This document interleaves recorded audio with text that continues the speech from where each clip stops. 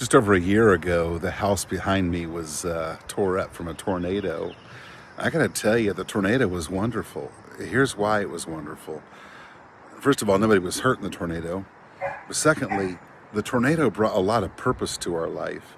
The repair of this house brought us in contact with so many wonderful people, and rebuilding the house together with so many people brought so much meaning to life.